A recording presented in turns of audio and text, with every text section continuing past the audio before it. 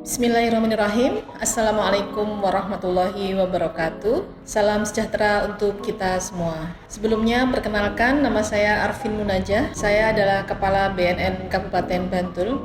Dan pada kesempatan ini saya terima kasih sekali untuk bisa diberi kesempatan untuk berbicara atau bertemu dengan anak-anakku semua, seluruh siswa, siswi SMA, SMK se-Kabupaten Bantul. Meskipun hanya melalui virtual, tapi saya senang bisa bertemu dengan kalian semua. Semoga anak-anakku semua dalam kondisi sehat, meskipun saat ini pandemi COVID-19 di Kabupaten Bantul belum bisa dibilang usai, karena masih ada kasus COVID-19 yang terjadi di Kabupaten Bantul. Anak-anakku, terkait dengan kejahatan besar yang terjadi di Indonesia ya. Saat ini yang besar itu antara lain adalah korupsi, kemudian teroris, dan yang ketiga adalah narkoba. Nah, korupsi sendiri sudah ditangani oleh KPK atau Komisi Pemberantasan Korupsi, namun ini tidak menimbulkan banyak korban jiwa ya secara langsung. Dan untuk teroris, ini juga ditangani oleh kepolisian, menimbulkan korban jiwa juga, namun biasanya hanya bersifat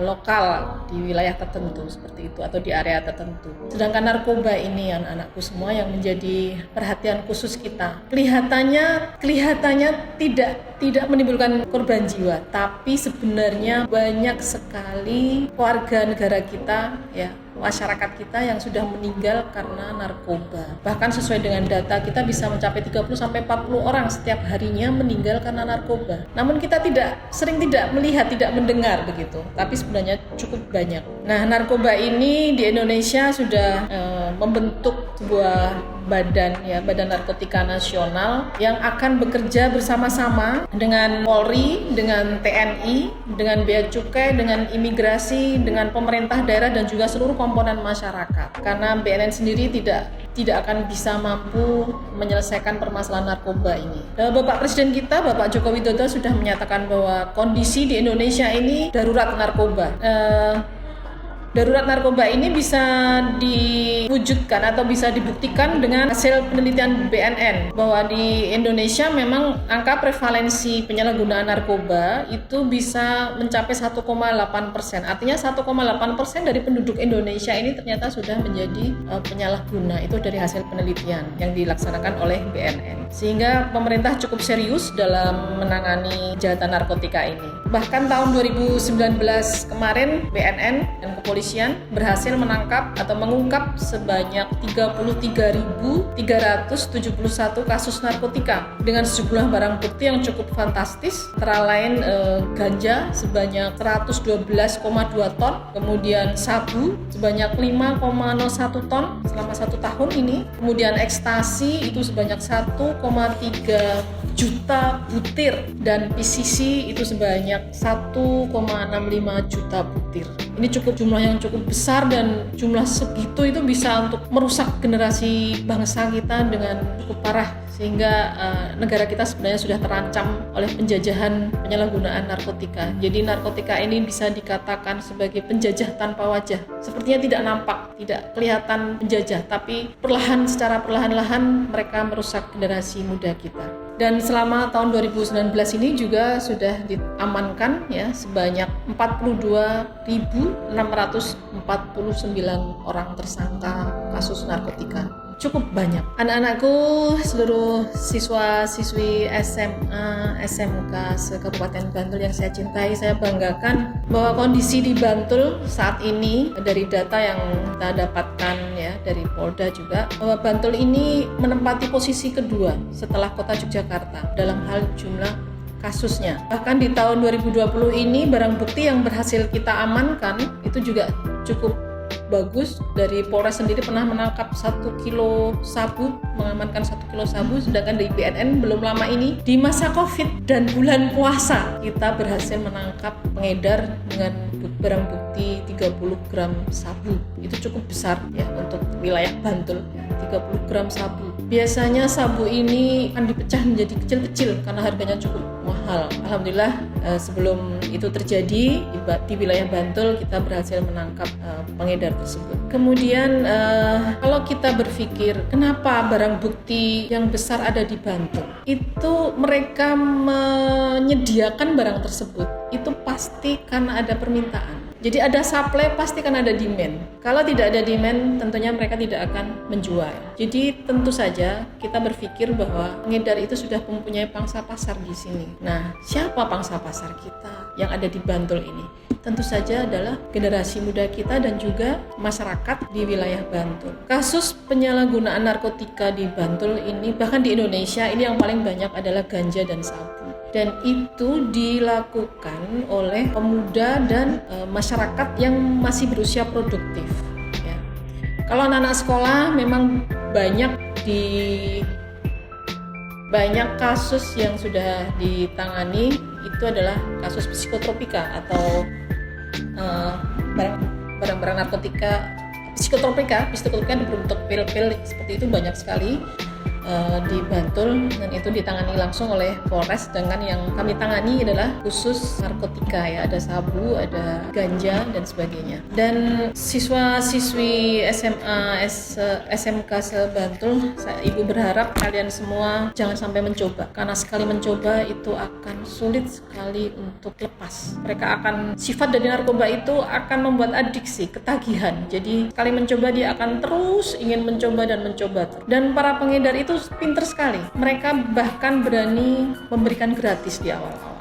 Tapi untuk pil-pil psikotropika seperti itu yang harganya relatif agak murah, mereka bersedia untuk memberikan gratis. Setelah tubuh kita ketagihan, baru nanti kita diwajibkan untuk membayar. Kalau tidak mau membayar, mereka akan dikenai, ya kadang dianiaya, atau mereka harus bisa menjual barang tersebut kepada orang lain, dipaksa untuk menjual barang tersebut kepada orang lain agar mereka bisa mengkonsumsi secara gratis. Itu yang banyak dilakukan oleh para pengedar. Jadi usahakan apapun yang terjadi, jangan sampai mencoba untuk berbagai jenis narkoba. Dan para pecandu narkoba ini biasanya diawali dengan permasalahan pribadi.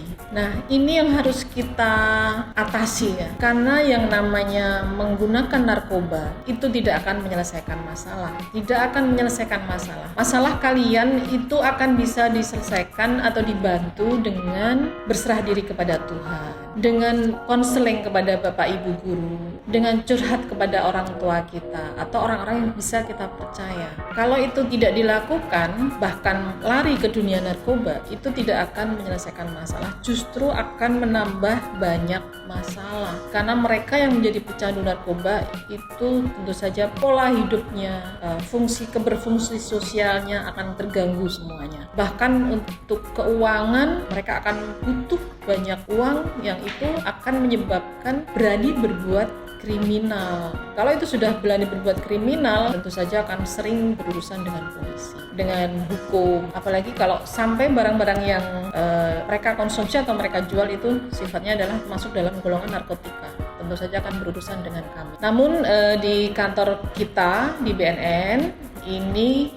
bisa ada 3 seksi. Saya sampaikan ada 3 seksi yang mempunyai beberapa tupoksi. Antara lain di seksi pencegahan dan pemberdayaan masyarakat, ini bisa sering melakukan sosialisasi, bisa membentuk kader, membentuk relawan ke masyarakat atau ke sekolah-sekolah. Sedangkan untuk seksi rehabilitasi ini bisa membantu teman-teman semua, anak-anakku semua yang sudah terlanjur mengkonsumsi atau menjadi penyalahguna narkoba. Jadi jangan takut-takut kalau misalnya salah satu di antara kalian ada yang sudah pernah atau sudah menjadi pecandu atau penyalahguna narkoba, kalian bisa datang ke kami, tidak kami tangkap, kami akan membantu untuk program rehabilitasi secara gratis. Itu yang bisa kita lakukan. Kemudian ada satu lagi seksi pemberantasan yang memang ditangani langsung oleh bapak-bapak dari Polri yang bertugas di BNN ini, dan mereka siap melakukan penangkapan atau kalau ada informasi dari masyarakat, kita bisa melakukan penangkapan untuk seksi pemberantasan.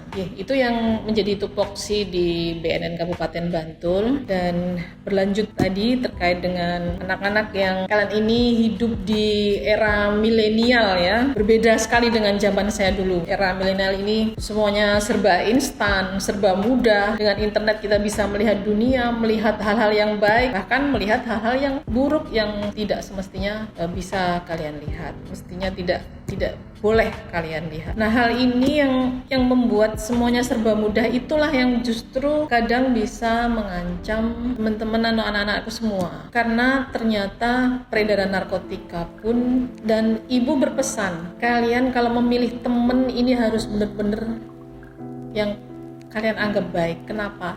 Ketika suatu saat teman kalian memberi sesuatu barang narkotika, nah itu ketika barang itu ada di tangan kalian, itu adalah kalian yang harus mempertanggungjawabkan ketika tertangkap.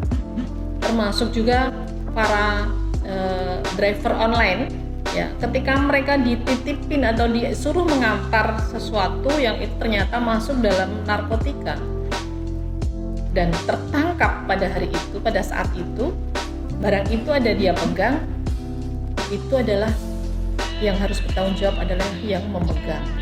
Sehingga ketika kalian mempunyai teman yang jahat atau mungkin menitip sesuatu pada kalian tanpa ngomong ya, mungkin dimasukkan ke dalam jaket, mungkin dimasukkan dalam tas atau di dalam motor, bagasi motor ya, dan kebetulan ada operasi tertangkap begitu, nah yang tahu jawab adalah yang memegang barang tersebut. Barang itu ada di mana, pada siapa. Sehingga kalian harus benar-benar hati-hati memilih teman, jangan sampai suatu saat mengalami hal seperti itu ya.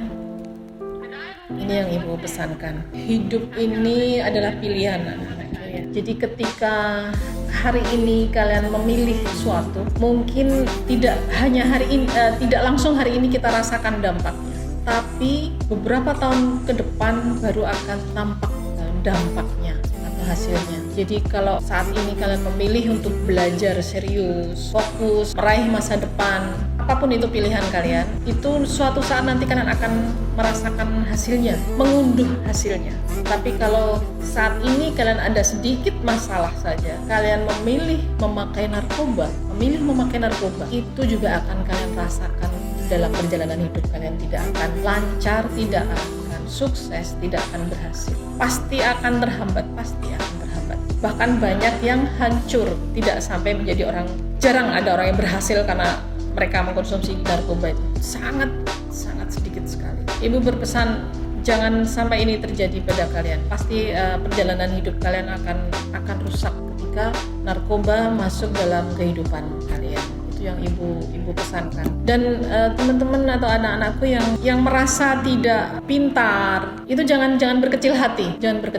Karena yang namanya orang sukses, orang yang berhasil, itu tidak hanya dibutuhkan orang pintar saja. Tidak cukup dengan IQ yang tinggi atau kecerdasan intelektual yang tinggi saja, tapi dibutuhkan juga kecerdasan emosional yang lebih bisa tertata, termanage dengan baik dan terkendali. Itu justru akan mampu menyumbangkan atau mendorong kita untuk menjadi orang-orang yang sukses. Jadi jangan berkecil hati karena nilainya jelek atau tidak bisa menguasai satu ilmu pengetahuan misalnya, terus pakai narkoba, atau mungkin karena diputus pacarnya saja pakai narkoba kayak gitu. Jangan sampai itu terjadi. Karena pilihan kita hari ini dengan memakai narkoba itu akan menentukan masa depan kita.